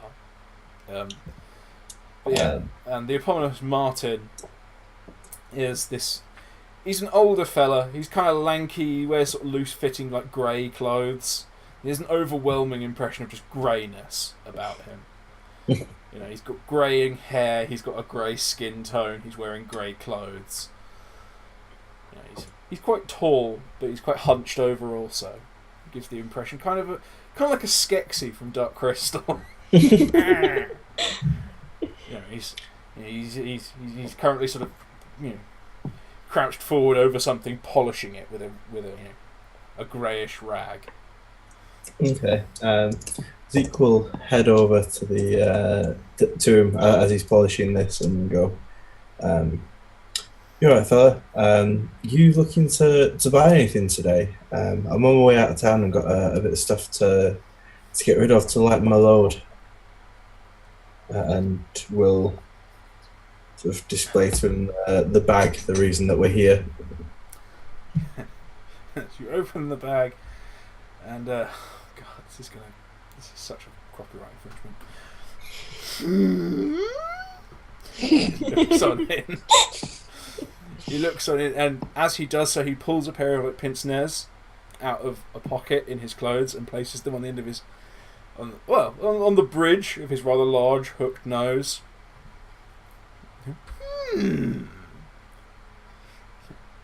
What have we here? He almost places his head in the bag. And Nita's going to say, only top-notch, high-quality stuff. Really? Absolutely. One of his sort of, one of his long spidery hands, reaches into the bag and pulls out, a white plastic spoon, with the visage of a certain duck, with a name from Scotland, wearing a sailor suit, on it. Which is turned, and the actual shovel end of the spoon is turned slightly to the side, as this is a spoon for feeding babies, which my mother actually used for myself in the late 80s. But he also goes, only the finest will say. Absolutely. You can't find stuff like that nowadays. Indeed. He just drops it. He pulls a rag out of his sleeve and cleans his hands. Tucks it back in. What else? And he just reaches it, and in that way that some people can and some people just can't, he manages with just like the action of his fingers to gather everything within the bag into a neat pile and withdraw it. Clearly it's some kind of merchant snack. Everything gets piled neatly on top of the plates as he pulls the plates out in a perfect stack. Places them on the table. And the plates are mismatched. Some of them are cracked. The cutlery is probably serviceable. Might be a little warped, a little dirty, but well, not my usual fare. Gestures down the table at his immaculately clean, polished silverware. I mean, it's still in a similar state. It's all been through 100-odd years of hard wear, but it's clean. It's chipped, it's cracked, but it's clean. It'll take a little bit of soapy water, get it clean. A little bit of polish, elbow grease. Spot on. And that's for me to be doing, is it? Well, that's what the boy's for, isn't it? Expensive. Polish, soap, water. Oh, many expenses. Many expenses. Oh. It's not that expensive. He starts going through the plates, and one of them quite clearly has dried on remains of an old meal. And it's just like rotten, filthy, many expenses. And by the time he gets to the bottom of the stack of dishes, it's probably about a dozen dishes, of various sizes. So what you give us for the lot as a quick sell, eh? Quick sell, eh? Anita's going to give Zeke a look for letting that out of the bag. 8-tack quick sell. Nah. It is good. Many expenses. Clean, polish, I'm sure you'll Anita's- stretch to 15 and Zeke will nudge his rifle. If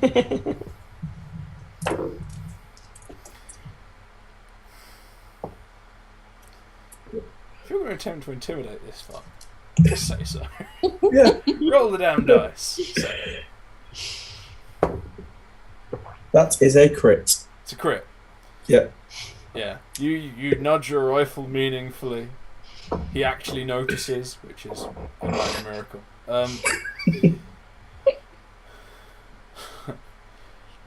You nudge your rifle, it rattles against something in your pack. Like Jerry gets angry and your bag moves disconcertingly.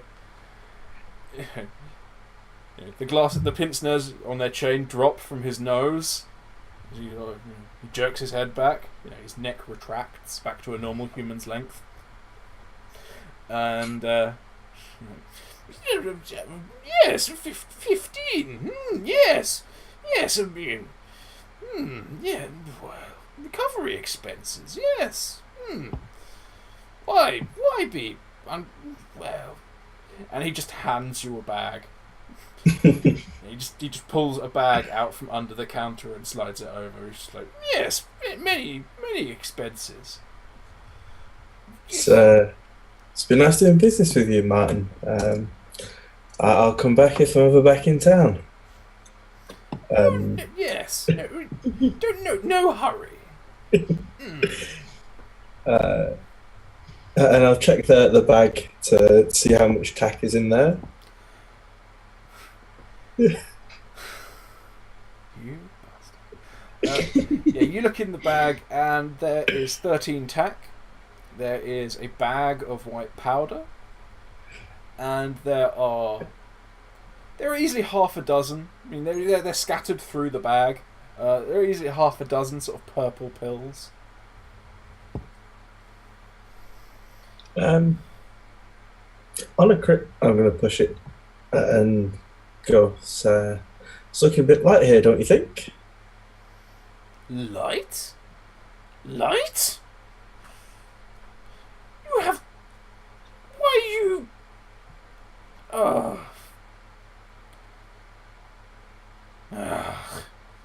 Child!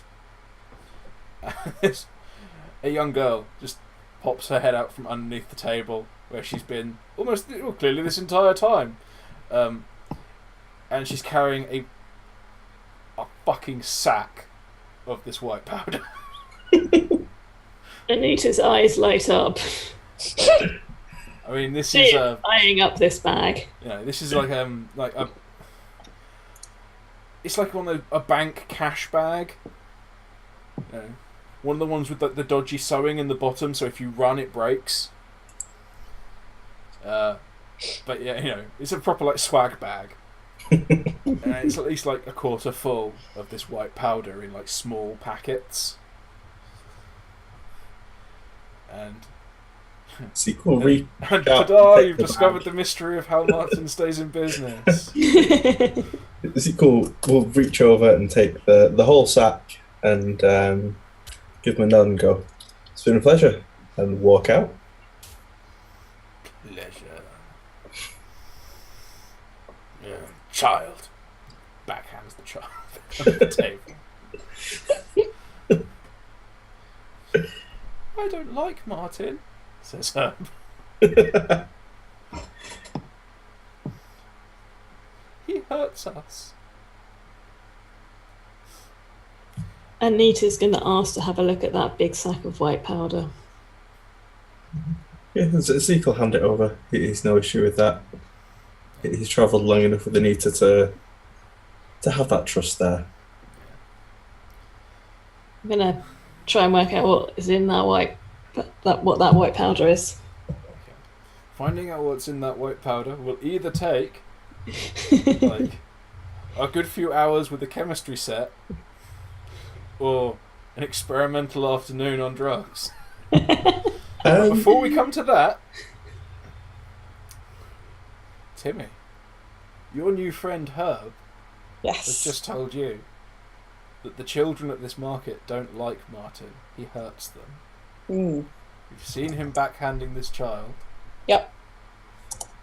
And your new friend is standing there, holding your hand, looking up at you imploringly to do something to help his friends. Okay. Oh. Does he hurt all the children? the children who work with him. Do lots of children work with him? Yeah, he uses us as runners. We carry his messages. Messages. Oh. So when the children carry his messages, do they want to carry the messages? Well, he pays our parents. Okay. Like you did. But I've not hurt you. No, you're my friend. And people that you are friendly with and you help out, they shouldn't hurt you, should they? No. But Martin does. Have you taken messages to him before? Yeah. Where did you take the message to? He had me take it to the place on the hill. I see. Okay. And do they send messages back to him? Sometimes. The big men in the jackets bring them. Okay. I wonder if I could help you stop Martin from hurting the children. Maybe you could do a favour for me? What do you need? If you have a message, or if any of your friends have got to take a message, do you think that I could read them for you first? Just to make sure that he's not going to hurt you with them. You can read? I can. You teach And so me can to Anita. read? I can teach you to read. Maybe I could teach you to even write something like your name. Wow. When can you teach me to read? I would like to read. I tell you what, we'll do this in little bits because we can't teach you to read straight away. I will teach you to write a letter of your name, and every time you bring me a message, I'll teach you another one. It's a deal. Excellent. Let's start now. So you are Herb. Yeah. So your first letter is an H. And I'm going to pick up, in fact, no, I'm going to take out a nail from my nail gun. Don't worry, it's just a sharp stick and we're going to write on the ground. And I want you to draw a line. I'm going to hand him the nail and I'm just going to take his hand and show him how to draw a line down. Yeah. Okay? All right, so Herb, I'd like you to draw another line right next to it. He draws a line across it. Okay? So you've drawn an extra one. That's okay because we needed that in the end. And then I'm going to take his hand and I'm going to draw a line down. And now you've written a H for Herb. That's the beginning of your name. Wow! And in 3 messages, you'll be able to write your whole name. That's awesome! I will be the only boy in the market who can write. You will. And then you can teach the others to write as well. And as soon as we've read some of those messages, we are going to stop Martin from hurting anyone ever again. Hooray! Okay, so I'm going to put that nail back in my gun. Yes. At this point, Herb's just going to wander back to his dad's stall. Okay, and I'm going to Done follow his him because job. I want my tack back. No. He's not like running off or anything. He's just like, job done. Blah, blah, blah. Yeah. Okay. I think that is almost time.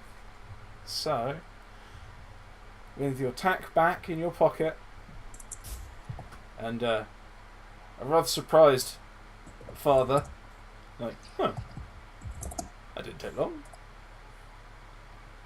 No, We all should done. leave it this week. Managed to messages. walk almost a complete orbit of the place you need to be. And go shopping again. And go shopping. And actually trade in a shop. But hey, that's life, apparently, in Ooze Town. So, there we are. And you've met some locals. And you've disapproved of them, roundly. So yeah, I'll let you guys do your roundups before I do outro. So, Spanners, Yes, I am Spanners. Yeah, Timmy managed to only kill one person who thoroughly deserved it. Yes, only one. Was it As two? a group. Oh, it was a group, yeah, but Timmy specifically only killed one. Yeah. You can't blame me for the first one. I was tied up. And I intimidated someone from up the stairs whilst tied up, which is just like the best ever. Yeah. And definitely didn't human traffic anybody because I returned the child. Not only did you return the child, but you made friends with the child. I made friends with the child And you and started got blackmailing him in return for literacy. Not blackmailing. That's a proper bartering system going on. I'm teaching him in exchange for information. And we found out where his mum works, and that probably we need to kill everybody in the market. Yeah. When did you find out you had to kill everybody in the market? I missed that bit, I think. Well, Martin's quite clearly evil and needs to die. His dad's quite clearly evil and needs to die. I think that's you imposing morality on the situation. Yes. Fair enough. So yeah. I like my friend. Herb is cool. Yes. It's cool. It doesn't at all have a name I made up on the spot. Or in fact stole from the character I'm going to be playing in the Friday games. But hey. So yeah. Yeah. Oh, sorry. We were doing outros. Yes. So yes, we did fun stuff. You can find me on Twitter at spanners_BTP. You can find me on Dark Dice eventually, and other exciting places. Okay, Lilth. I'm Lilth. I was playing Nita, who actually has now got her hands on quite a large stash of something interesting. And she hasn't technically killed anyone yet. Only because someone else beat him to death before he bled out. Still, she hasn't technically killed anyone yet. No. She's been complicit in a number of deaths. She's happened to have been there in a number of deaths and only possibly caused a major amount of Like fun. got some serious Godfather vibes going. Just happens to have been nearby while a number of people met unfortunate ends. Who, me? Conveniently. People she hated, or at least disliked. Never. No. So yeah, lots of fun. And outros. You can find me on Twitter at Lilth21. I actually remembered my own Twitter handle, which is a bonus. Yay! Not that I do much on it, but I'm there. Come say hello. And you can also find me on a Saturday at 9 p.m. BST on Kit Battlebeard's channel, playing some D&D in Defenders of the Dusk. Huzzah. Yeah. There we are. So, very well done. You not only did you remember when and where, but you also remember the name of the campaign. That's better than you've done for some time. Absolutely. So Ivor. I'm Ivor. I've been playing Zeke. You can find me on Twitter at Ivor_DNABC, and here on a Monday night and in the Nebulous North. That was short and sweet. What did you think of it? It was fun. There was less craven retreating. You very, very nearly got into a drunken political argument with a pair of lager louds. And then you very, very nearly got won over by them. And then very, very nearly shot one in the face. Yeah, you really should have. It would have been great. But, hey. Or am I just trying to get you to use all your ammo? Who knows? So yeah. I'm curious to find out what the strange purple pills are and the large bag of drugs we've just acquired. Oh my. I have to look up the drug rules again. But yeah. So yeah, that was that. Right. Yeah. So that was my Let's Get Nuked. I was thirsty. I was the world. You can find me on Twitter at thirsty_BTP. You can find me on bloodthirstypuppet.co.uk. You can find me here on Mondays, like now, and on Fridays, like when we will be back doing that again. And apparently nowhere else, because I'm lazy. So yeah, thanks for watching. If you're watching on YouTube later, thanks for watching then. Yes, we don't hold it against you that you didn't come and see us live. Or do we? So yeah, cheer everyone, and thanks for tuning in. So, ta-ra. And outro slide. Woohoo! Woo. Oh well. Oh, we didn't kill the child. You didn't kill the child, or its father, or the dude I was totally setting you up to shoot in the face. No, I'm coming back. Either of you. But before we get back, I at least want to know the child's mother's name for reasons. Yeah. For reasons. Reasons, leverage, it's the same thing. Oh, that's the... I'm pretty sure I dropped the name Jasmine somewhere. Oh, yeah, you did. But didn't he say that was his friend? No, that was his friend. No, his friend. Yeah. Yeah. That was his sister's friend. Yeah.